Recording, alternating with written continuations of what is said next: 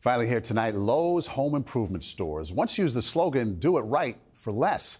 But this is not about that. This is about the time Lowe's did it right for Francine. Here's Steve Hartman on the road. At this Lowe's in Richmond, Virginia, manager Mike Seida has always had a favorite employee. She wasn't quite as friendly in the very beginning, but after a little while, she found her way into a lot of people's hearts, I guess you could say. Cats can do that. And for nearly a decade, this former stray named Francine was a constant presence in the garden department. She became a local celebrity until one day, a few months ago, when Francine vanished. Wayne Schneider was Francine's primary caretaker. I just had a gut feeling that she was gone. He figured Francine must have wandered onto a freight truck, one bound for this massive Lowe's distribution center in North Carolina. If so, she could have been anywhere here, hiding in the piles of pallets or tucked in the rows of trucks. Maybe they opened the trailer up and she got out. We would never find her. But Wayne says he had to try. So he solicited the help of warehouse managers Preston Bullock and Taylor Tacanet. As long as they had fight in them, we had fight in us to help support. Our mission's to solve problems, and that's exactly what we took it as. We've got a missing family member out here, so we're going to jump on top of it. Really, pulled out all the stops, tried to lure Francine with fancy feast, brought in a thermal drone to fly over the facility, even got a high-end 360-degree camera. But still, no luck. Until this image. Grainy, but clearly Francine. And once they knew where she was, they got her. It was just, I could have cried, I'll be honest. I was so overjoyed. Tears were just coming down my face that we had found her. Mike and Wayne loaded her up and drove her home immediately. Then rolled out the blue carpet for their star employees' triumphant return. It feels good to see her back where she belongs. Today, Francine is back to her old routine, prowling the store and posing for customers. Proof that the heart of any workplace is the personnel. Steve Hartman on the road in Richmond, Virginia. We end tonight with Bootsy the cat. Depending on where Bootsy's been the past year and what she's been up to, we figure she is down now to 8 lives. At most. Dave Malkoff has her story from Fairview, North Carolina. There's where our house used to be. From the house next door, Jackie and Stuart Pacio watched in September of last year as floodwaters from Hurricane Helene filled their home. We both really were saying our goodbyes. They survived, but lost everything, including their 7-year-old cat, Bootsy. We were out here at least 300 days out of 400. Never saw hide nor hair of her. Then, suddenly, after a year, a sound. We heard a wow, and I said, that sounds like Bootsy. yeah. I couldn't stop crying, and my husband said, you better quit, you're going to scare her away. Come on, kitty. Bootsy was originally a stray, so she knew how to survive on her own. That's a good girl. But how did she find her way home? I'm thinking now maybe she got trapped on the other side of the creek, and they just got this bridge finished a couple of weeks ago. In this corner of western North Carolina that's been desperate for some good news, a cat's return is the perfect ending. Her coming back is really, we feel like it's a sign of hope, I guess. Yeah, it's a good sign of hope. Maybe things are gonna turn around for us. Dave Malkoff, CBS News, Fairview, North Carolina. The team was down on its luck, in bad need of change, when along came a kitty catalyst. Here's Steve Hartman on the road. To show power and dominance, a lot of colleges have these mascots, live animals they use to fire up the crowd at football games. And Bowling Green State University in Ohio is no exception. Only their warrior guide is less frightening beast and more fancy feast. Just little sneezes. He's got some allergies. Oh, don't we all? Meet Pudge. Bowling Green's 3-year-old Persian Patronus.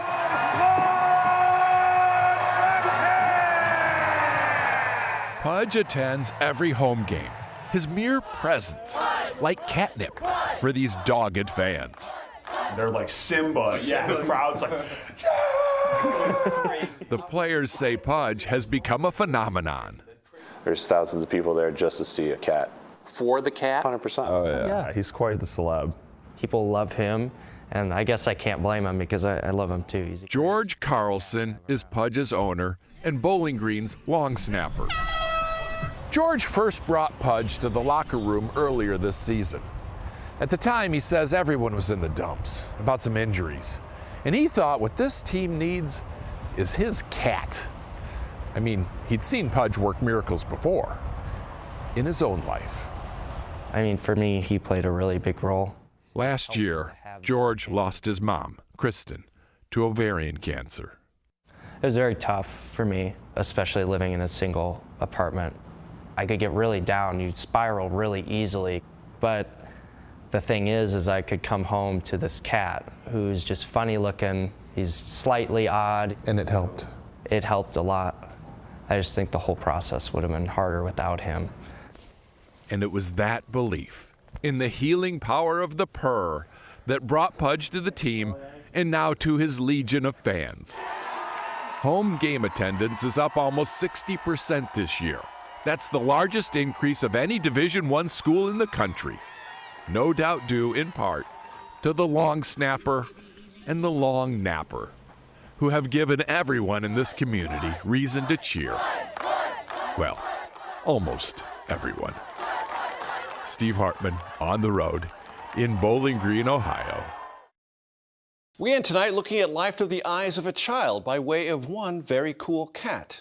CBS's Jan Crawford brings it all into focus. Show me the apple. Good job. In her spare time, Truffles the kitty knows a lot of tricks. Can you give me a high five for that? Awesome. But she's got an important day job. She models glasses for kids. Kids just really related to her right from the very beginning. At this Pennsylvania eye clinic, kids are excited to copy this rescue cat who loves wearing one of her 25 pairs of glasses. What are we missing generally with kids and vision? I feel like the moment a child gets glasses is such an important moment in their life, and it's always been my goal that I create a positive and fun memory. Fingers crossed.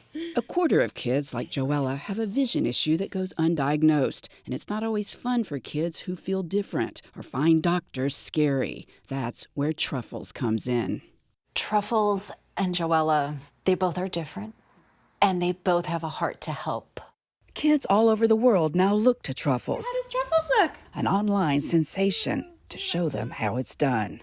Thank you, Truffles. But for all her good works, at heart, she's a cat. She kind of seems like she owns the place. She definitely must feel like she owns the place.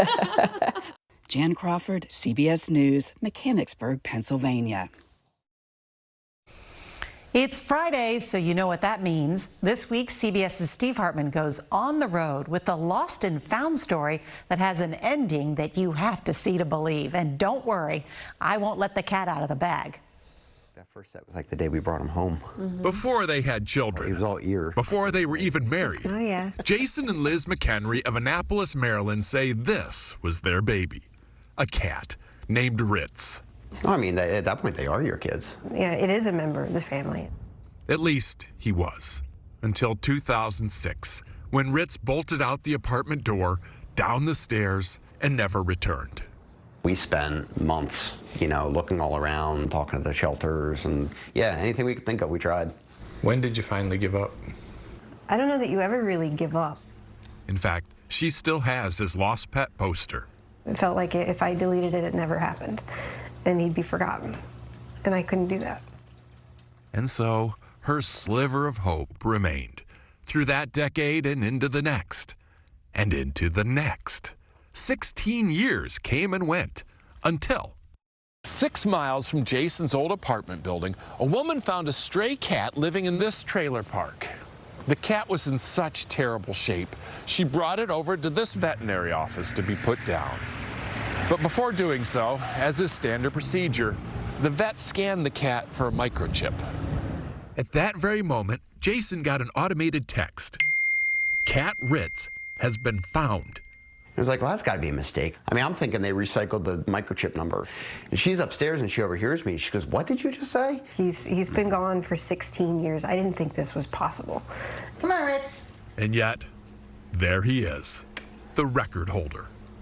No pet reunited because of a microchip has ever been lost longer. Today, despite 2 bum legs, Ritz is on the mend.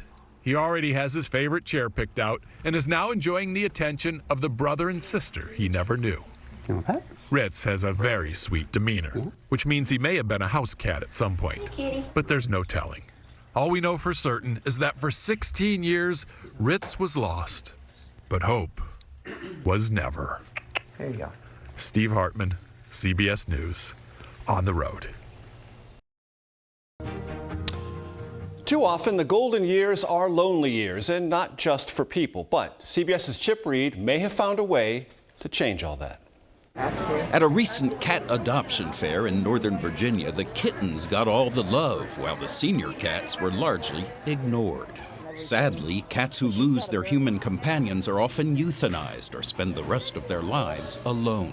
Riley is 12. We haven't had any applications on him at all. None. And he's the best cat. He loves to give kisses. Oh, Riley, you need a forever home. Kathy Awad is the founder of Fancy Cats, which has placed more than 25,000 cats, many through its program, Senior Cats, for senior laps. Most seniors just want companionship, but Kitten is not going to do that. It's a growing trend. There are now at least 56 shelters in 35 states that have a Pets for Seniors program for cats and senior dogs who also face difficulty getting adopted. Bonnie Paul has 5 senior cats, including 12-year-old Gracie. The day we were there, she decided she was simply not going to perform for that camera. But normally, Paul says, they're all very affectionate. What is the best thing about senior cats? I think the love they give you. And there are plenty of senior cats like Riley just waiting for their chance to fall in love. Chip Reed, CBS News, Centerville, Virginia. Chip Reed, thank you. With the long holiday season over, a lot of people could sure use a cat nap. Tonight, Steve Hartman's on the road with the tale of a man who takes that to a whole new level. The Safe Haven Pet Sanctuary has been blessed. Blessed with one of America's most helpful volunteers. A true godsend. Want some treats? I think it's absolutely amazing. Elizabeth Feldhausen runs the place. It feels almost divine in a way. Yeah, we were very lucky that he walked in here. The savior of the cat rescue is a brother at the St. Norbert Abbey in Green Bay, Wisconsin, named Terry Lowerman. I've always been a cat person. To me, it's a blessing to be touched by creation. Oh, you are such a sweetie. A couple years ago, this 76-year-old retired teacher started coming in to brush the cats. Yeah. But his mission quickly evolved. It just happens. Now, on every visit, as Terry settles into one of the many comfy couches here, he starts feeling the effects of all this meowatonin and becomes full-on catatonic. You sleep on the job? Yes, that's exactly it. Is this still volunteer work? Yeah, there's no salary involved in it. I know. So, I was stressing the work part. Oh, yeah, well, you can't have much expectation for somebody who's volunteering here. But there's more to his naps than meets the shut-eye.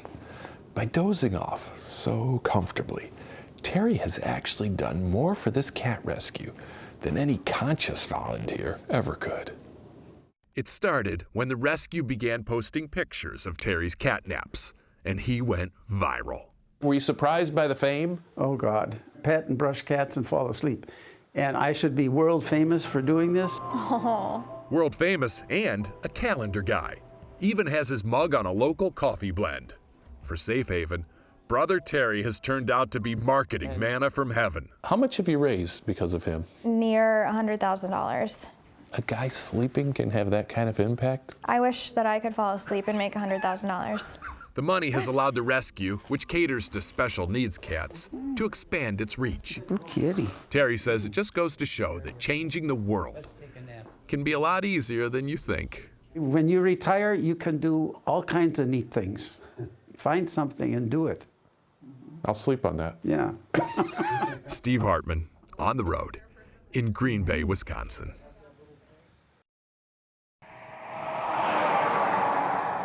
In Las Cruces, New Mexico, there's a library with no books, but a great story.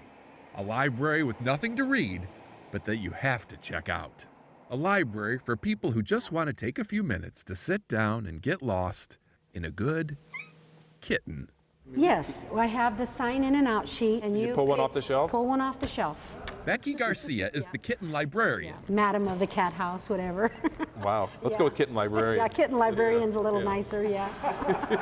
Actually, Oh, wow. what she is the receptionist here at the Doña Ana County Office Building, where a couple years ago, county officials installed this little kitty condo in the lobby. The cats are from a local shelter, and they're available to any employee looking for a moment of purr bliss. Sign me out for some kitty love. Angela Roberson is a community planner and a regular at the Kitty Library. Oh, you're typing for me, kitty. She readily admits that her productivity goes down during these brief sessions, but says her job satisfaction goes way up. It definitely relieves stress. I mean, how could it not when you have a little fuzzy thing that you can take back to your office? It makes what could otherwise be a boring workday kind of fun. I think it shows that the county does care. And cares not just for the welfare of its workers, but for its homeless animals as well. See, when the county set this up, it had a secret agenda. Officials knew if people just took a few minutes to hold these animals, that a bond might form. And in fact, to date, 100 kittens have been adopted from the library. The joy, the smiles, I've seen so many smiles. And it's that kind of outside the cage thinking that folks here would like to spread to other communities across the country. Please do it again. We'll be back. Imagine a nation of libraries catering to those who just want to curl up with a good person. Steve Hartman, on the road in Las Cruces, New Mexico.